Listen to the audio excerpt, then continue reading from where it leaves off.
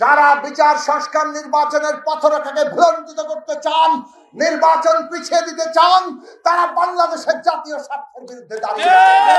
সরকার ইতিমধ্যে আদেশ জারি করেছে, জাতীয় নির্বাচন এবং গণভোট একই দিনে হবে। আমরা তাকে স্বাগত জানাই। আমরা বলেছিলাম সংবিধানের এই মৌলিক সংস্কারগুলো করতে হবে। দেশের আর্থ সামাজিক সাংস্কৃতিক ব্যবস্থা, তার এই মৌলিক সংস্কারগুলো করতে হবে। ৭-৭-১৪ দফা নিয়ে আমরা আন্দোলন করেছি। সেই আন্দোলনের ভিত্তিতে দেশের যুগপৎ আন্দোলনের ডাক দিয়েছি।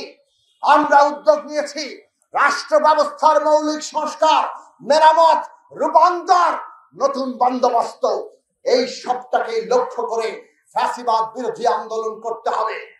বিএনপি সহ দেশের ৩৯টি দল ৩১ দফাকে সামনে রেখে, সেই সংস্কার, সেই পরিবর্তনের লক্ষ্যকে সামনে রেখে ফ্যাসিবাদ বিরোধী লড়াই করেছিল। আজকের বাংলাদেশে এই লক্ষ্য, এই রাজনৈতিক লক্ষ্য কেউ যদি সরে যায়, বাংলাদেশের মানুষ তাকে আর গ্রহণ করবে না। লড়াইয়ের মধ্য থেকে ২০২৩ সালের ২৮শে আগস্ট শিল্পকলা একাডেমির পাশে ঢাকায় গণতন্ত্র মঞ্চের সমাবেশ থেকে আমরা বলেছিলাম, আগামী নির্বাচন হবে সংবিধান সংস্কার সভা কিংবা পরিষদের নির্বাচন। কেননা এই সংবিধানের মৌলিক সংস্কার করতে হলে আমাদেরকে জনগণের অনুমতি নিয়ে, জনগণ কর্তৃক ক্ষমতা প্রাপ্ত হয়ে আগামী সংসদে সেটা করতে হবে। কেবল সংশোধনী দিয়ে সেটা হবে না, টেকসই হবে না। সংশোধনী আদালত বাতিল করে দেয়। জনগণ তার যে সংবিধান তৈরির ক্ষমতা, সেই সংবিধান তৈরির ক্ষমতা, কনস্টিটিউয়েন্ট পাওয়ার আগামী সংসদকে দেবে, এবং সেই কারণে এটা হবে সংবিধান সংস্কার পরিষদ, এবং সেইখানে জনপ্রতিনিধিরা আগামী সংবিধান পরিবর্তন করবেন। অভ্যুত্থানের পরে আজকে আমরা দীর্ঘ আলোচনা করে সংবিধানের অনেকগুলো গুরুত্বপূর্ণ মৌলিক সংস্কারের ভিত্তিতে ঐক্যবদ্ধ হয়েছি। আগামী সংসদে তার পরিবর্তন হবে। সরকার ইতিমধ্যে আদেশ জারি করেছে, জাতীয় নির্বাচন এবং গণভোট একই দিনে হবে।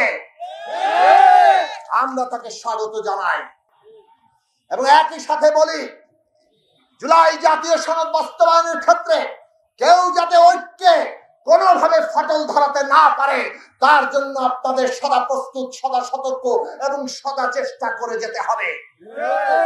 মনে রাখবেন, ঐক্য ন্যূনতম জাতীয় ঐক্যমত্য, এইটা হচ্ছে এই গণতান্ত্রিক উত্তরণের ভিত্তি।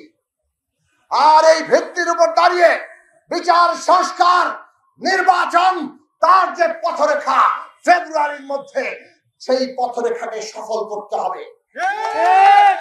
আমরা একটা ভীষণ জাতীয় সংকটের মধ্যে আছি। দেশের অর্থনৈতিক খারাপ অবস্থার মধ্যে আছে। দেশের রাষ্ট্র ব্যবস্থা এখনো বিপর্যয় কাটিয়ে সোজা হয়ে দাঁড়াতে পারেনি। আমাদের মৌলিক সংস্কার দরকার, আমাদের সমস্ত হত্যাকাণ্ডের বিচার দরকার, এবং এই সব কিছু থেকে উত্তরণ ঘটাতে হলে আমাদের নির্বাচন দরকার, গণভোট এবং জাতীয় নির্বাচন, যেটা একই সাথে সংবিধান সংস্কার পরিষদের নির্বাচন এবং জাতীয় সংসদ নির্বাচন। এই নির্বাচন ফেব্রুয়ারির মধ্যে হতে হবে। যারা বিচার সংস্কার নির্বাচনের পথরেখাকে ভুলণ্ঠিত করতে চান, নির্বাচন পিছিয়ে দিতে চান, তারা বাংলাদেশের জাতীয় স্বার্থের বিরুদ্ধে দাঁড়িয়ে। জনগণকে ঐক্যবদ্ধ করে সেই সমস্ত ষড়যন্ত্র আমাদের রুখে দিতে হবে। আজকে সেই শপথ আপনারা গ্রহণ করুন, এবং সেই শপথ যদি আমরা ঠিক মতো নিতে পারি, যত ষড়যন্ত্রই হোক, শেখ হাসিনা ওই ভারতে বসে যে ষড়যন্ত্রই করুক না কেন, যত আতঙ্ক সৃষ্টি করার চেষ্টা করুক না কেন, আমাদের জনগণের ঐক্যবদ্ধ শক্তি, জুলাইয়ের শহীদদের রক্তের ঋণ আমরা যারা বহন করি, তারা এই সমস্ত ষড়যন্ত্র মোকাবেলা করে আগামী দিনে বাংলাদেশের গণতান্ত্রিক ব্যবস্থা প্রতিষ্ঠা করব, নির্বাচন সফল করব, সেই অঙ্গীকার আমরা ঘোষণা করছি। আমাদের মার্কা মাথাল, মাথালের জয় হবে।